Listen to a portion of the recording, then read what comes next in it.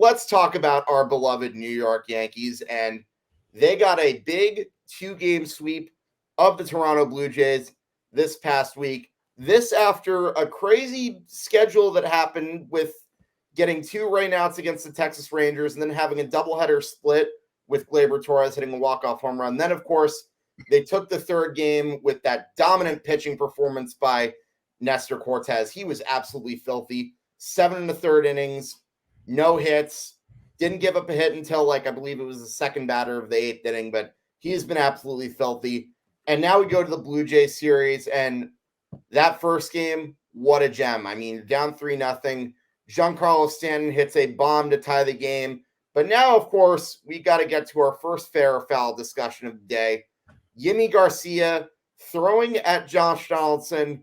No warnings whatsoever, but he gets tossed from the game. Nick, fair or foul? This is foul in every way, shape, or form. This is foul. Because if you look at the count, you look at the score, do you really think he's hitting him on purpose in that situation? You're not hitting someone on purpose. And first of all, you knew that he was going to get thrown out when the umpires had to come together and discuss this. And I love this when the home plate umpire asks for help and they go to the third base umpire who's nowhere near home plate or the first base umpire who's nowhere near home plate. Hey, did he hit him on purpose? Did he hit him on purpose? Yeah, you're out of here. Oh, okay. And then everyone else, then it became the throwing out ejection brigade right after that.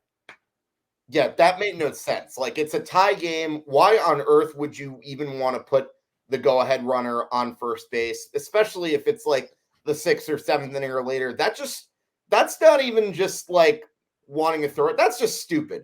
And I think you know who created all this umpire's abuse of power. Do you not? Good old Rob Manfred, everybody. And you know what? This goes back to when Rob said to the umpires, everybody, don't let fights escalate. Don't let anything happen on the field. This all goes back to the whole COVID nonsense where they didn't want people getting close to the umpires because they were going to eject them if they got too close. It's the same thing. They don't want umpires fighting with the players. Now, is that a reputation thing? I don't know.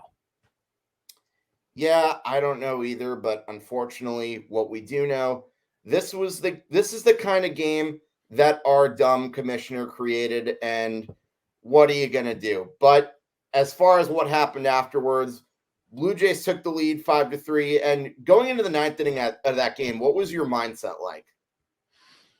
I feel like I'm getting flashbacks to, are the Yankees actually going to put the game away? Are they going to come back? And then, it's different from past years, because when the Yankees were down, they kind of got discouraged. They didn't play well in the late innings. We all know that their big mantra was runners in scoring position. They can't drive those guys in. You'll see them way back in the earlier 2000s where they would go 2 for 15 with runners in scoring position. And every time you would hear Michael Kay on the broadcast saying, well, if they just drove in 3 or 4 of those, they would win the game. It's a much different team. They're built on speed, a little less power, a little more traditional hitting. That allows them to set up the power hitters like Judge to actually win the game.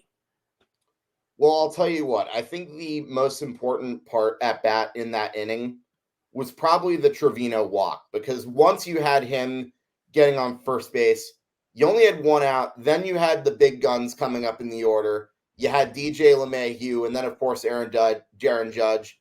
DJ also walks. I cannot stress enough how important DJ LeMahieu is on this team.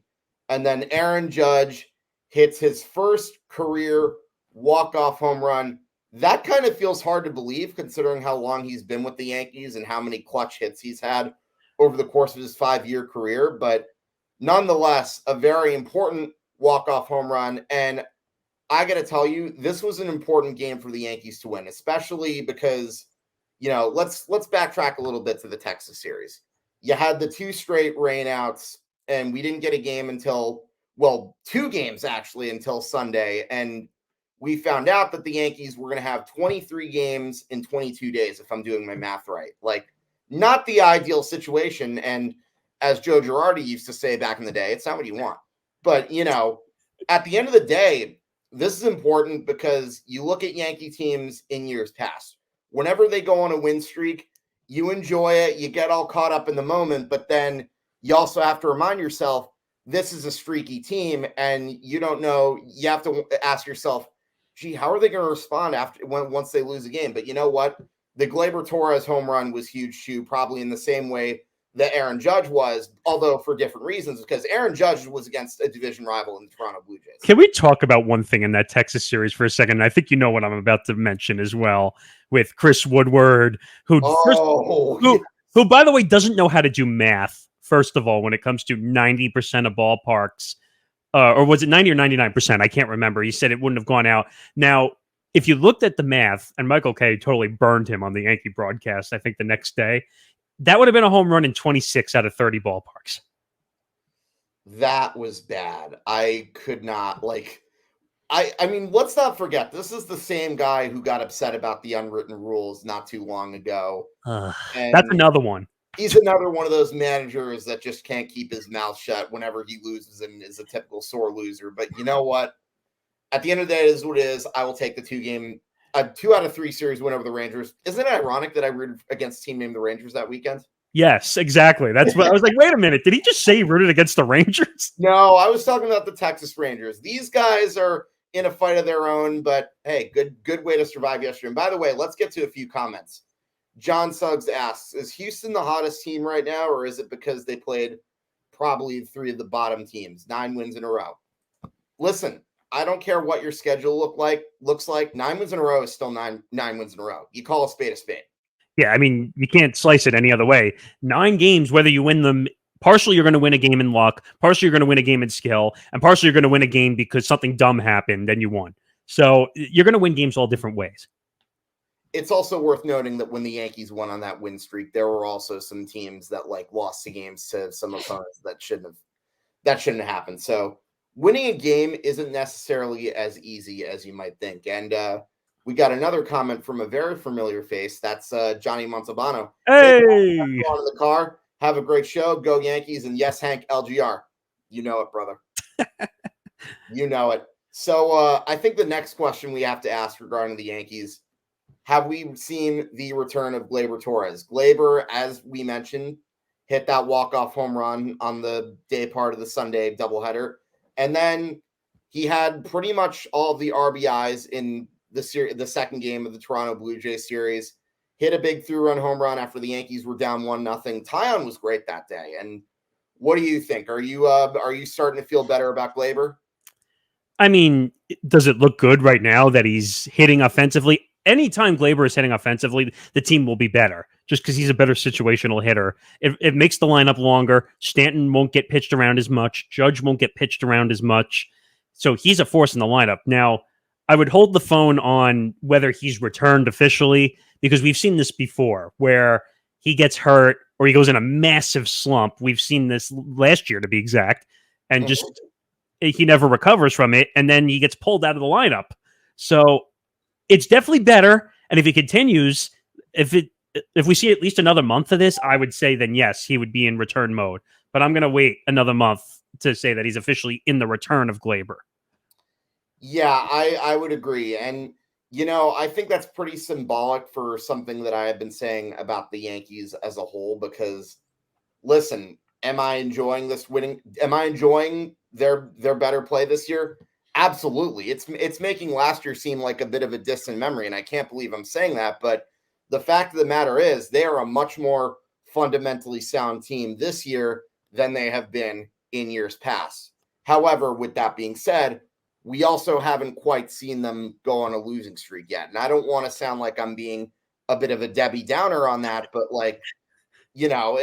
that's the fact of the matter. But another thing that needs to be pointed out, the pitching. I wish we've gotten this pitching in say 2019 or 2018. If we had this production those years, they probably at least win a pennant. They would have won. Now, I think offense is the history of this team is that offense carries it, unfortunately, right. And that's good and it's bad because, like you said, if you go into a massive slump offensively, Giancarlo Stanton, I'm talking to you. If you go into a slump and you strike out every other at bat, you're never going to win because the pitching can't carry you. You're not getting the run support. If you look at guys like Nestor Cortes, who is pitching so amazingly well, which I did not expect from this guy, young pitcher coming up out of the organization. Like perfect. Yankee pitching is finally a strong point. I never thought I would say those words. I know Yankees and pitching in the same sentence. It feels kind of strange, but I love hearing it. And the bullpen again. We've always known the Yankees to have a good bullpen, even in the days of Mariano Rivera. But that being said, he can come in at a 10-run lead. I would still be scared shitless to roll Chapman pitching. Yeah, I mean, I'm still a little worried about Chapman just because he's getting up there in age. They keep signing him to these 4-year contracts. Closers can only be good up to a certain point. I mean, unless you're Mariano Rivera and you pitch till your 40s, throwing a cutter that no one could hit. Well, yeah, no. The Mariano's the outlier. Like any other closer, like they'll be good for like 3 to 5 years and then see ya. Goodbye. Yep.